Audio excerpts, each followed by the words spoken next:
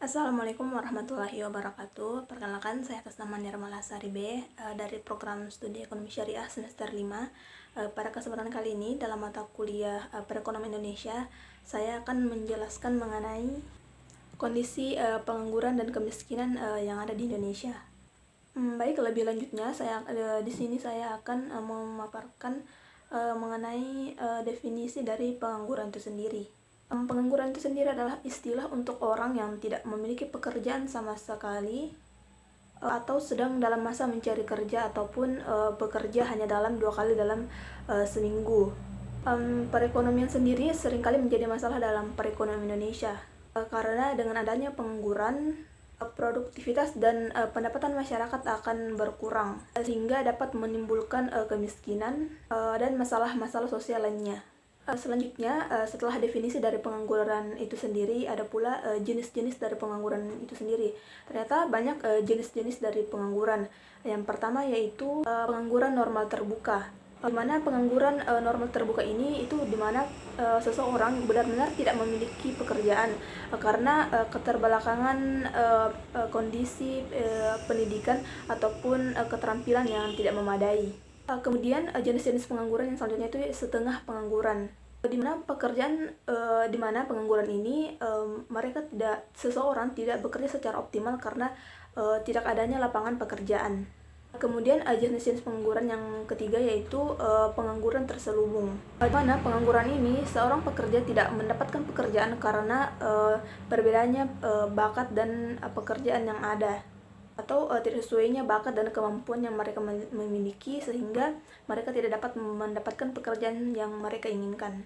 Kemudian jenis-jenis pengangguran yang selanjutnya yaitu pengangguran friksional, di mana seseorang setelah keluar dari suatu perusahaan dia tidak kemudian ingin mencari pekerjaan namun tidak dapat menemukan secara langsung pekerjaan yang mereka ingin lanjutkan lagi begitu. Setelah PHK mereka ingin mencari pekerjaan baru namun mereka tidak mendapatkan pekerjaan itu, jadi mereka kategorikan dengan pengangguran friksional. Kemudian ada pula pengangguran musiman, di mana para pencari kerja ini mereka mencari kerja secara berkala. Mereka bekerja sesuai dengan job yang telah ditentukan dalam kurun waktu tertentu sehingga mereka hanya bekerja pada waktu-waktu tertentu saja apabila ada panggilan dari perusahaan ataupun tempat mereka akan dikerjakan begitu. Kemudian ada pula pengangguran siklikal, di mana pengangguran ini naik turunnya aktivitas atau perekonomian suatu negara. Selanjutnya ada pula pengangguran struktural. Pengangguran struktural ini terjadi karena adanya perubahan struktur dari perekonomian itu sendiri. Ada pula pengangguran deflasioner, kemudian pengangguran teknologi, di mana pengangguran teknologi ini terjadi karena tenaga manusia digantikan oleh tenaga mesin sehingga para pekerja yang sebelumnya dikerjakan oleh manusia kemudian digantikan oleh mesin.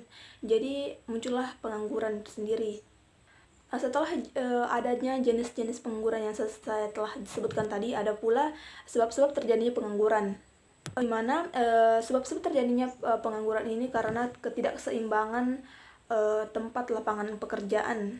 Kemudian penyediaan dan pemanfaatan tenaga kerja di suatu daerah itu tidak seimbang. Kemudian angkatan kerja tidak seimbang dengan kesempatan kerja.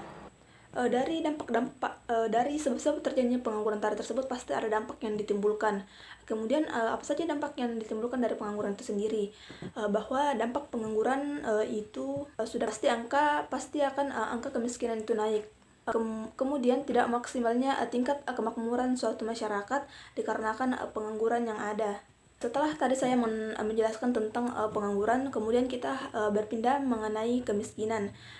Kemiskinan di Indonesia juga digolongkan termasuk tinggi karena tingkat penganggurannya juga tinggi.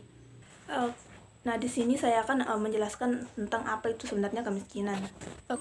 Kemiskinan yaitu keadaan di mana terjadi kekurangan dari hal-hal yang biasanya didapatkan seperti sandang, pangan, dan papan.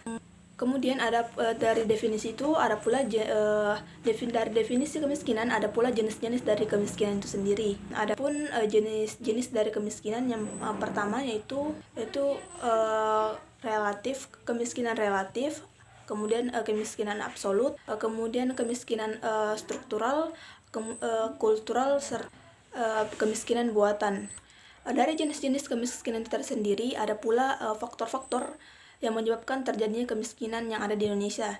Di antaranya yaitu tingkat upah neto, kemudian kesempatan kerja, kemudian lapangan pekerjaan yang tidak sesuai dengan para pencari kerja, kemudian adanya bencana alam, serta kondisi fisik dan alam, itu pajak dan subsidi, serta inflasi.